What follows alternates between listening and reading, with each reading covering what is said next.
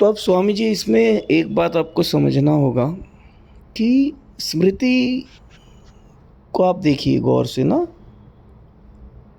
अभी इस क्षण, अभी जब आप मेरे सामने बैठे हैं, अगर मैं आपकी स्मृति जो है आपको सम्मोहित करके शून्य कर दूं, मतलब डिलीट कर दूं कुछ देर के लिए, तो आपको क्या लगता है आपका अस्तित्व क्या होगा? हम्म? कुछ भी नहीं होगा। क्योंकि हमारी जो खुद को लेके एक समझ है या हमारा होना जो है, वो हमारी स्मृति से आता है। मैं जो हूँ, मैं अपने को कैसे वेरीफाई कर रहा हूँ कि मैं कल था और मैं कल होऊंगा और अभी मैं कुछ हूँ, है ना? सो बेसिकली हमको हमारे बारे में एक आइडिया है, और स्मृति का भी खेला ऐसा है अभी ये जो इंटरनेट के ज़माने में जो इतना फ्लोट हो रहा है। क्योंकि देखिए, स्मृति भी ऐसा नहीं है ना कि आपकी एक बार बन गई और फिर वही बस रह गई। मतलब आप जो खा रहे, पी रहे, पहन रहे, ओढ़ रहे, चल रहे, बोल रहे हैं, सारा कुछ आपकी स्मृति है। उसी से आ रहा है। आपका 95% जीवन जो है आपकी स्मृति से प्रभावित है, मेमोरी से प्रभावित है आपकी, है ना?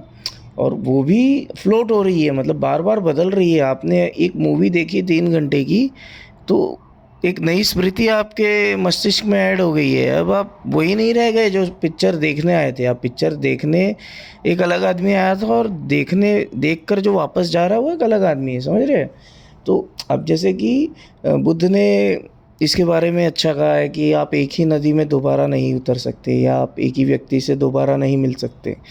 जैसे बुद्ध के चेहरे पे किसी ने थूक दिया था और बुद्ध ने पूछा कुछ कहना है, और फिर वो आदमी चोट खाकर चला गया और दूसरे दिन माफ़ी मांगने आया। तो बुद्ध ने बहुत सुंदर प्रश्न किया कि मैं किसे माफ़ करूं? जो थूक कर गया था वो तो अब है ही नहीं, और जिसे पश्चाताप हो रहा है वो आदमी वो नहीं है जो थूक के गया था, और जो थूक कर गया था वो तो चला गया। सो टेक्निकली उसकी स्मृति थी बुद्ध के बारे में कुछ। सो उसने उसको प्रतिक्रिया में थूक दिया बुद्ध के चेहरे पे, और फिर उसकी स्मृति बदली। हो सकता है उसने कोई ऐसे कथा सुनी या चिंतन किया या जो भी होगा, उसे गिल्ट हुआ होगा, या, है ना? सो उसकी स्मृति बदल गई। और उसके जो भी, तो हमारे जो भी एक्शंस है, हमारे जो भी व्यवहार है। अब जैसे मनोविज्ञान इसमें बहुत अच्छा आजकल रोल प्ले करता है। आजकल के साइकोलॉजिस्ट ट्रॉमास की बहुत बात करते हैं ना, बैकलोड की बात करते हैं कि हम बचपन से ट्रॉमास लेके आए हैं और ऐसे सब।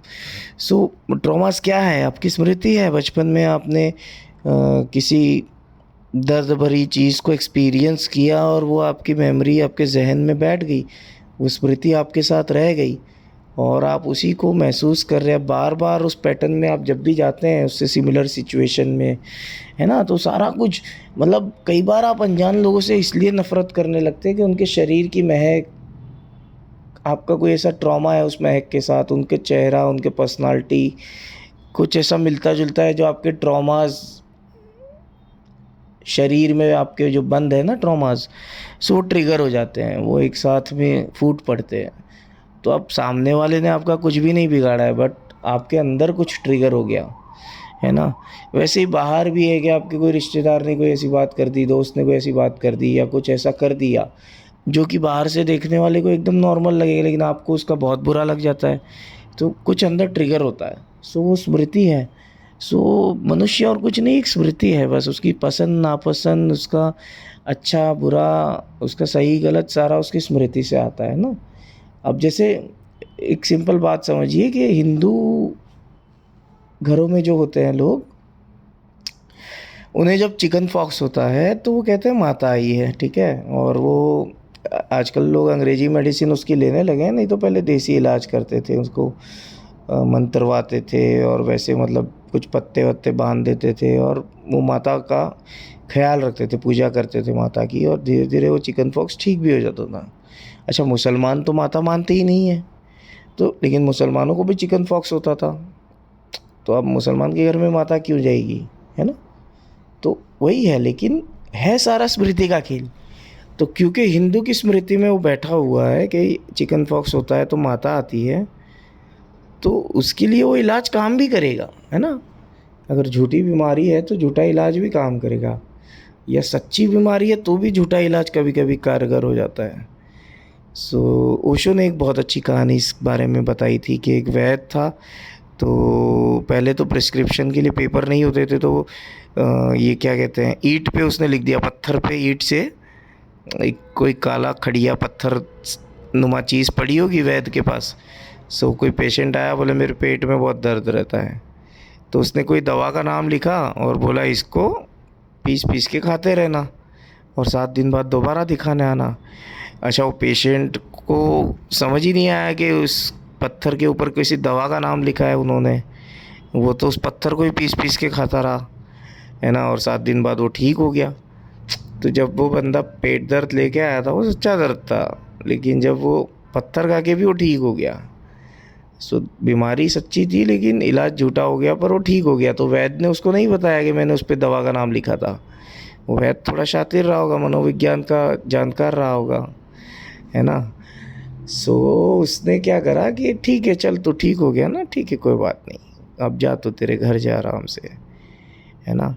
सो ये जो स्मृति है, हमारी समझ है, इससे सारा खेल जो चल रहा है ना।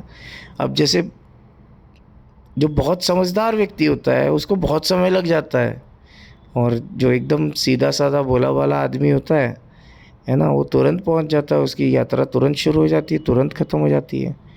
तो बहुत समझदार व्यक्ति को तो खुद की समझ से ही लड़ते लड़ते लड़ते लड़ते काफ़ी समय लग जाता है। तो स्वामी जी कुछ नहीं है, स्मृति का सारा खेल है।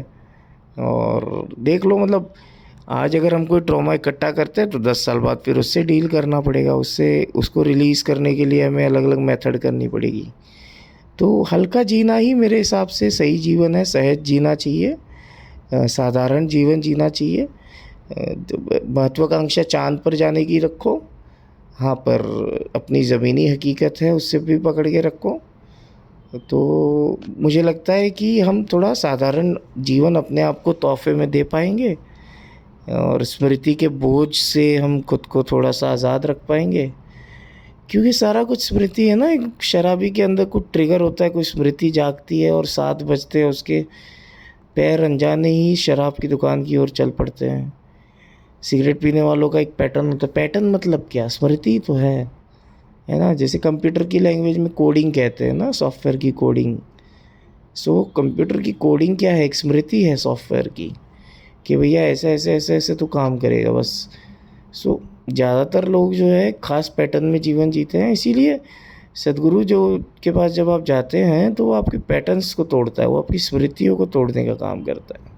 इसलिए बहुत सारे लोग जब घूमने जाते हैं, ट्रैवल करते हैं, तो उन्हें अच्छा लगता है, क्योंकि उनकी पैटर्न टूट गई ना। वो रोज़ सुबह 9 बजे उठ के काम पे जा रहे हैं, 5 बजे वापस घर पे आ रहे, चाय पी रहे, सुस्ता रहे, है ना।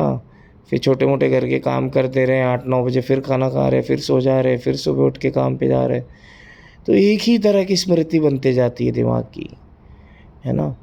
सो अच्छा, उसमें अगर सडनली उसका रूटीन, जैसे कोविड में बहुत लोगों ने कंप्लेंट किया कि वो पागल हो रहे, मेंटली ठीक नहीं है और डिप्रेशन में जा रहे हैं, या कोविड में मानसिक रोग के बहुत सारे केसेस आए, कोरोना के तो आए आए, क्योंकि स्मृति पे सीधा हमला हो गया।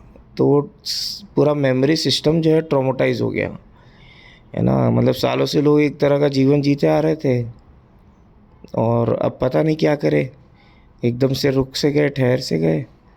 सो बहुत सारे लोगों का जो मानसिक संतुलन था वो गड़बड़ा गया कोरोना में, है ना। सो देखिए, स्मृति पे काम कीजिए, अपनी स्मृतियाँ अच्छी बनाइए। अब जैसे स्मृति के साथ और एक है ना, कि जैसे सुख जब चल रहा होता है ना, जिस मोमेंट में आप उस सुख को भोग रहे होते हैं, तब वो इतना मज़ा नहीं देता है। जैसे आप किसी आश्रम में गए, या कहीं किसी जगह पे घूमने गए, या आप समझो किसी प्रेमी के साथ है अपने, सो जिस क्षण में आप हैं ना, उस क्षण में वो इतना आनंद नहीं दे रहा है, लेकिन जब आप उसकी याद करेंगे तो बहुत बहुत ज़्यादा आनंद देगा। और वो जितना पुराना होता जाएगा, स्मृति बनता जाएगा, जितनी पुरानी याद बनती जाएगा, उतना अरे यार क्या मज़ा किया था, वहाँ पर हम गए थे, इतना मज़ा आया था, या मैं उससे मिला था, एक मेरी महबूबा थी, है ना। तो ये यादों का ये लफड़ा है, ये पता नहीं, ये एक माया जाल है ना। सो अपनी स्मृतियाँ अच्छी रखिए, और बहुत ज़्यादा अटैच भी मत रहिए, बहुत ज़्यादा डिटैच भी मत रहिए। देखते रहिए कौन सी चीज़ स्मृति से आ रही है और कौन सी चीज़ आपकी अवेयरनेस से आ रही है, कॉन्शियसनेस से आ रही है। सो यही है, ध्यान करते रहिए, अवेयर रहते, सजगता को बढ़ाते रहिए, वो सब सही हो जाएगा, है ना। सो चलिए, ख्याल रखिए, बताइए फिर क्या है मतलब आगे, है ना। आगे हम बात करेंगे फिर इस पे। चलिए।